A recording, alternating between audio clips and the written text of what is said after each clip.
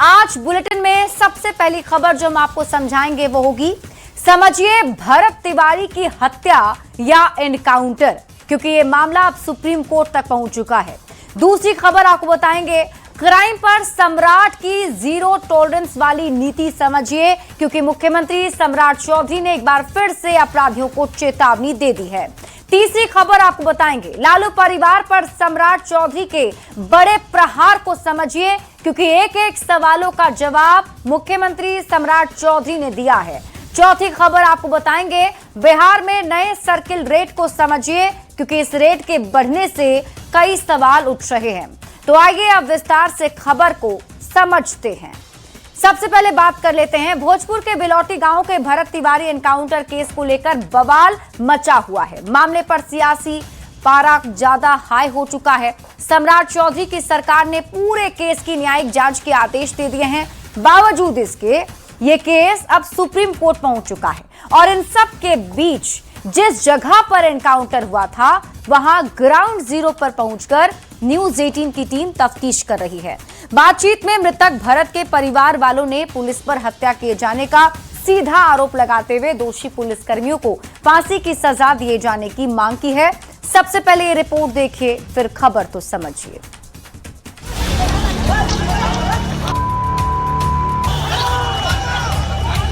हमारे का अधिकार के दिया है पुलिस के। सिलेंडर हो जाने के बाद तो प्रश्न नहीं उठता है।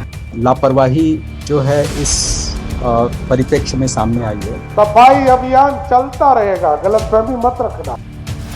तारीख 17 जून, जगह बिलौटी गांव, भोजपुर। भोजपुर के शाहपुर के बिलौटी गांव में हुए पुलिस एनकाउंटर के 6 दिन बाद भी भरत भूषण तिवारी की मौत का मामला शांत होता नजर नहीं आ रहा। पुलिस की भूमिका को लेकर लगातार सवाल उठ रहे हैं और मामला अब सुप्रीम कोर्ट तक पहुंच गया है। एनकाउंटर की निष्पक्ष जांच और पीड़ित परिवार को इंसाफ के लिए सुप्रीम कोर्ट में 2 याचिका दायर की गई है। पहली याचिका वकील नरेंद्र मिश्रा ने दायर की है, जबकि दूसरी याचिका वकील विशाल तिवारी ने दाखिल की है। न्यूज 18 भी लगातार केस की पड़ताल में जुटा है। सम्राट सरकार ने मामले की उच्च स्तरीय न्यायिक जांच के आदेश दिए हैं। हाईकोर्ट के रिटायर्ड जज केस की जांच करेंगे, पर जिनके बेटे की जान पुलिस एनकाउंटर में चली गई, उन मां बाप ने न्यूज 18 पर एनकाउंटर की पूरी कहानी बताई और पुलिस पर जानबूझकर भरत की हत्या किए जाने का गंभीर आरोप लगाते हुए दोषी पुलिसकर्मियों के लिए फांसी की मांग की। आशा देवी और काशीनाथ तिवारी ने कहा कि उनके बेटे को सरेंडर करने का पुलिस ने कोई मौका तक नहीं दिया। पुलिस कहता कि माने तहार दिमागी हालत ठीक ना रहे, ओकरा के मारे के अधिकार के दिया है।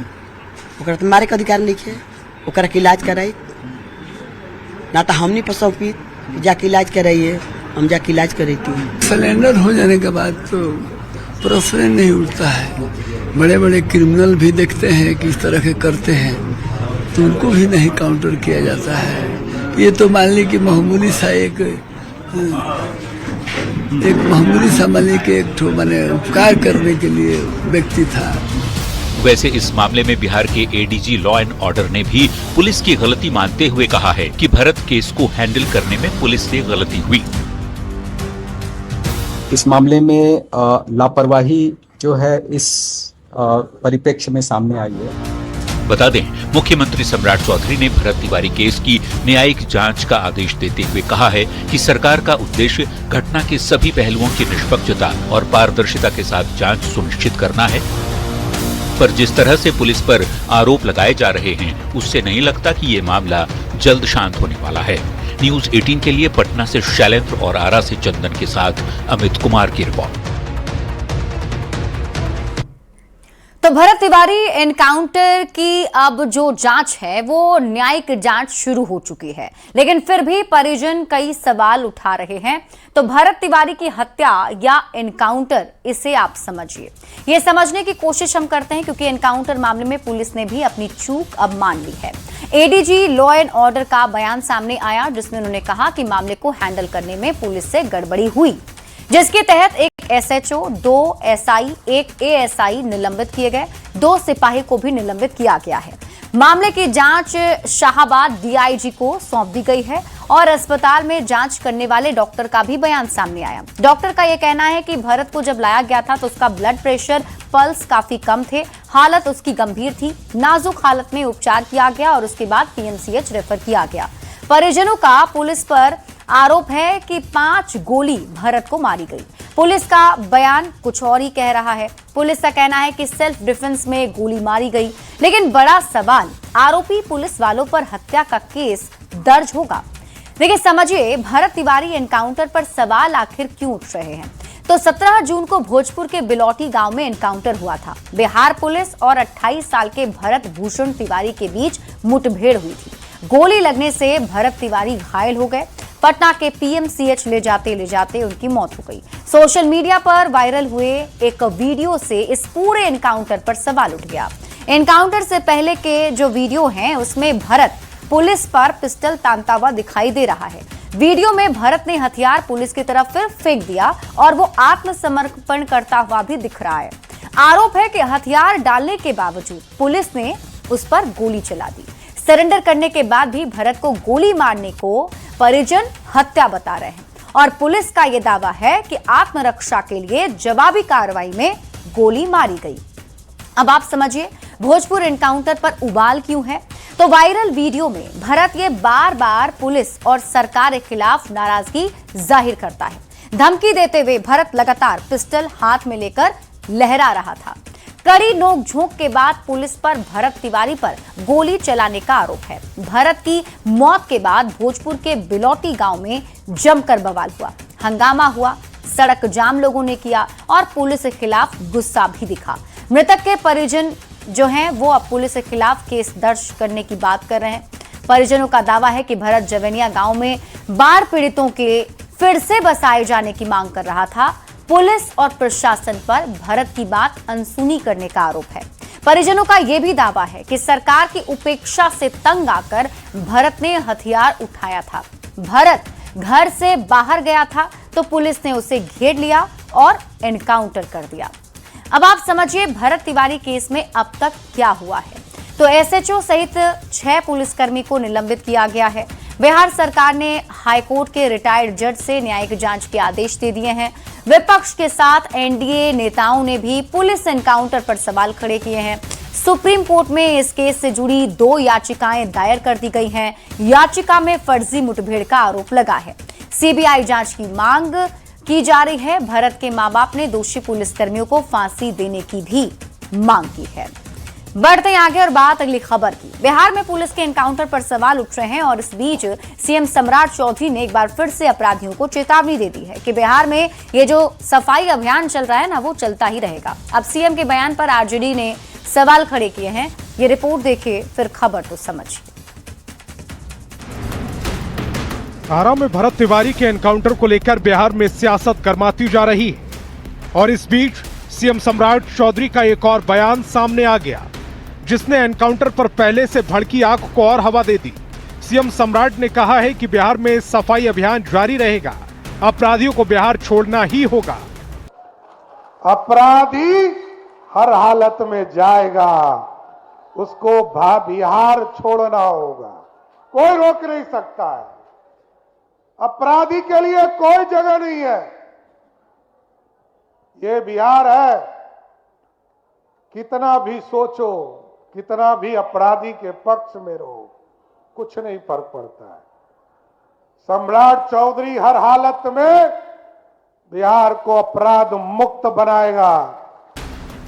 सीएम सम्राट का बयान आते ही आरजेडी ने पलटवार करने में देरी नहीं की और कहा कि एनकाउंटर से क्राइम कंट्रोल नहीं किया जा सकता, इसके लिए संविधान में कानून बना हुआ है। देखिए, माननीय मुख्यमंत्री जी जिस सफाई की बात कर रहे हैं, 21 वर्षों से तो एनडीए की सरकार है बिहार में, कितना गंदगी जमा किया था, क्यों अपराध बेलगाम है, अपराधियों का मनोबल क्यों बढ़ा हुआ है। फर्जी इनकाउंटर से अपराध कम नहीं होते हैं, एक कानून बना हुआ है। अपराध का सफाया बनाम एनकाउंटर की सच्चाई की सियासत बिहार में गरमाई हुई है। विवादों में चल रही बिहार पुलिस अब आगे किस तरह कार्रवाई करती है, इस पर सबकी नजर होगी। पटना से संवाददाता शैलेंद्र कुमार के साथ ब्यूरो रिपोर्ट न्यूज 18।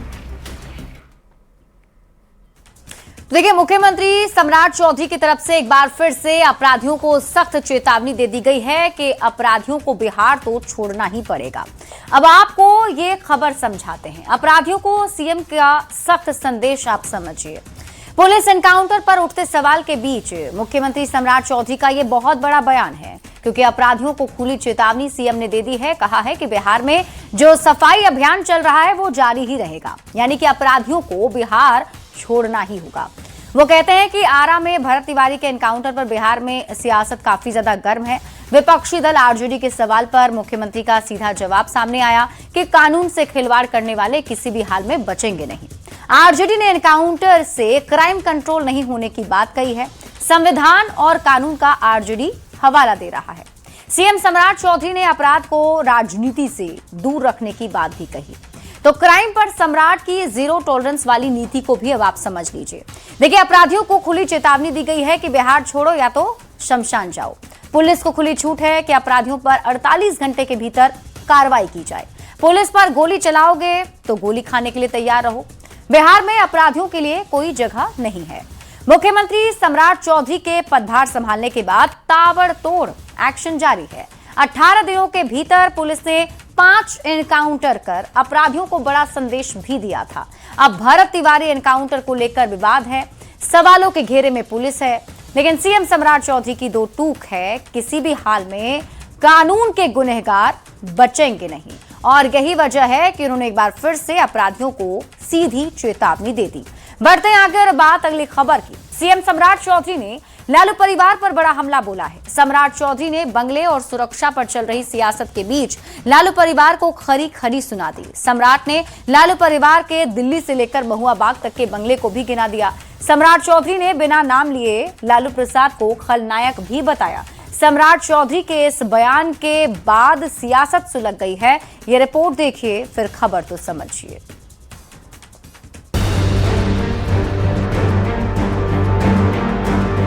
पूरा बिहार का फोर्स आप ही को दे दे।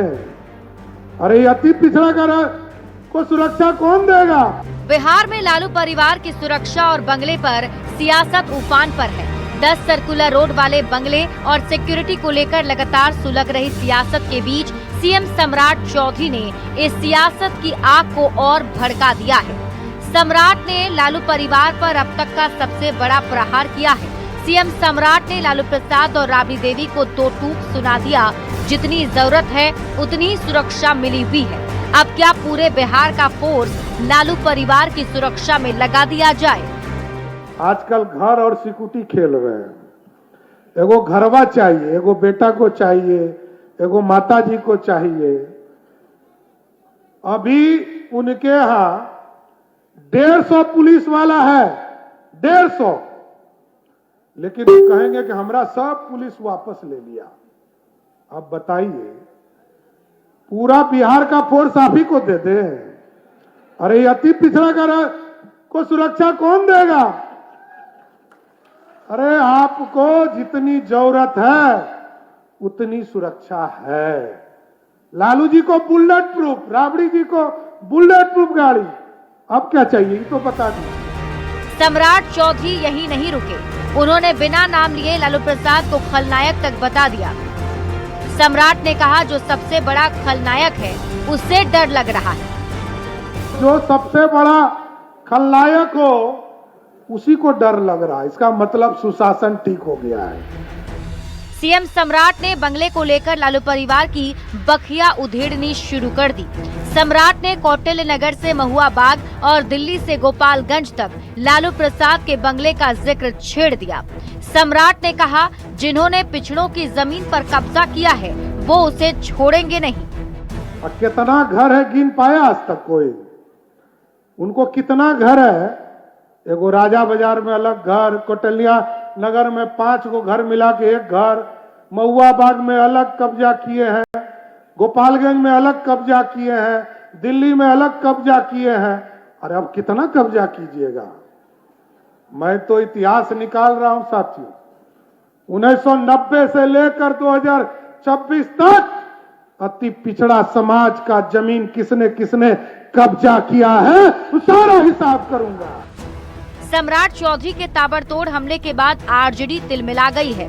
आरजेडी ने सीएम सम्राट पर तीखा हमला बोला है। ये लोग अधिकृत हैं सुरक्षा के लिए, और सुरक्षा मुहैया कराना सरकार की नीतियों में आता है, लेकिन आप इस तरह का प्रचार करते हैं, इस तरह का लोगों के बीच प्रस्तुतिकरण करते हैं, जैसे लगता है कि कहीं ना कहीं आप अपने स्तर से सुरक्षा मुहैया करा रहे हैं। बंगले और सुरक्षा के सियासी मुद्दे पर सीएम सम्राट चौधरी पहली बार खुलकर बोले। सीएम ने दोनों मुद्दे पर लालू परिवार को खरी खरी सुना दी। सम्राट के तल्ख तेवर और सबसे बड़े सियासी हमले ने सियासी पारा हाई कर दिया है। न्यूज़ 18 के लिए पटना से शैलेंद्र कुमार की रिपोर्ट।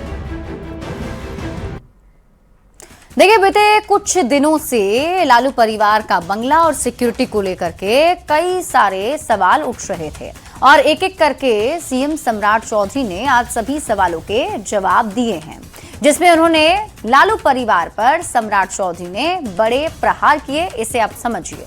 बंगला और सुरक्षा पर चल रही सियासत के बीच सीएम का लालू परिवार पर हमला देखने को मिला। सम्राट चौधरी ने लालू परिवार के दिल्ली से लेकर महुआ बाग तक के बंगले को गिना दिया और बिना नाम लिए लालू प्रसाद को खलनायक तक बता दिया। जो सबसे बड़ा खलनायक है उससे डर लग रहा है, ये बयान सम्राट चौधरी ने दिए। उन्होंने ये भी कहा कि जितनी जरूरत है उतनी सुरक्षा मिल रही है और उन्होंने ये भी बयान दिया कि क्या पूरे बिहार का फोर्स लालू परिवार की सुरक्षा में ही लगा दें। लालू परिवार के हर सदस्य को अपना बंगला चाहिए। मुख्यमंत्री सम्राट चौधरी ने लालू परिवार पर हमला बोलते हुए कौटिल्य नगर से महुआ बाग तक का जिक्र किया। दिल्ली से गोपालगंज तक लालू प्रसाद के बंगले का जिक्र भी छेड़ दिया। जिन्होंने पिछड़ों की जमीन पर कब्जा किया है उसे छोड़ेंगे नहीं, ये वादा भी जनता से कर दिया। अब सम्राट चौधरी के तल्ख तेवर से बिहार की सियासत गर्मा गई है और जिस तरीके से आरजेडी की तरफ से पलटवार किया जा रहा है उससे ये जरूर लग रहा है कि ये बात और ज्यादा बढ़ने वाली है। बढ़ते हैं आगे और बात अगली खबर की। बिहार सरकार ने जमीन का सर्किल रेट बढ़ा दिया है और सरकार का यह दावा है कि इससे किसानों को जमीन अधिग्रहण में फायदा मिलेगा। वहीं रियल एस्टेट कारोबारी इस फैसले से काफी चिंतित दिख रहे हैं। ये रिपोर्ट देखिए, फिर खबर तो समझिए।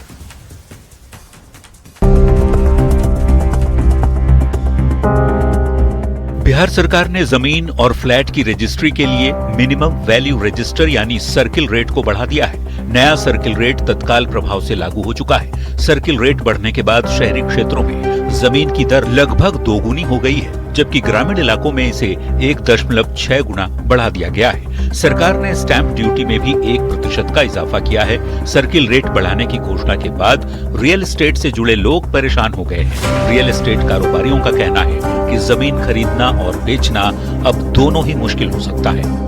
आपने कंस्ट्रक्शन कॉस्ट का रेट कर दिया डबल, तो वो हो गया 11,000। जमीन का कंपोनेंट जो 2.5 करोड़ रुपए कट्ठा है वो चला जाएगा आपके उसी अनुपात में। वो करीब करीब पता चलेगा कि आपने मोटा मोटी 8,000 या 10,000 रुपए स्क्वायर फीट वो आ गया, तो क्या 22,000 सर्कल रेट होगा फ्लैट का? लोग खरीद पाएगा? तो अब सर्किल रेट बढ़ाने से क्यों रियल एस्टेट के जो कारोबारी हैं वो परेशान हैं, ये खबर हम आपको अब समझाते हैं। लेकिन ये समझने से पहले आप ये पहले समझ लीजिए कि सर्किल रेट आखिर होता क्या है। देखिए, जमीन या प्रॉपर्टी की न्यूनतम सरकारी कीमत जिस पर संपत्ति की रजिस्ट्री या ट्रांसफर किया जाता है, इसे राज्य सरकार या स्थानीय प्रशासन द्वारा तय किया जाता है। कुछ राज्यों में guideline value, ready reckoner rate या फिर कलेक्टर रेट भी इसे कहते हैं। रजिस्ट्रेशन शुल्क हमेशा सर्किल रेट के आधार पर ही देने होते हैं। यदि बाजार दर सर्किल रेट से कम है तो भी रजिस्ट्री सर्किल रेट पर ही होगी। सर्किल रेट एक ही शहर में अलग अलग इलाकों, सड़कों और सुविधाओं के अनुसार अलग अलग होते हैं। तो बिहार में तय किए गए सर्किल रेट को आप समझिए। पूरे राज्य में नए संशोधित सर्किल रेट लागू किए गए। शहरी क्षेत्रों में सरकारी दरें लगभग दोगुनी और ग्रामीण क्षेत्रों में 60% तक बढ़ाई गई है। 19 जून 2026 से बिहार में जमीन और फ्लैट की नई सरकारी दरें लागू हुई। कई इलाकों में कीमतें 2010 की तुलना में 60 गुना बढ़ गई है। पटना में 80 लाख डिसमिल हुआ जमीन का भाव। बिहार के बड़े शहरों में भी 16 साल में करीब 60 गुना तक जमीन की कीमत बढ़ी है। अब आप समझिए सर्किल रेट से किसे फायदा होगा। तो किसानों और जमीन मालिकों को इसका सीधा फायदा होगा। ऐसे लोगों को फायदा होगा जिनकी जमीन सरकारी योजना के तहत खरीदी जानी है। सरकार की ओर से सर्किल रेट से 4-5 गुना ज्यादा रकम लाभार्थी को दिया जाता है।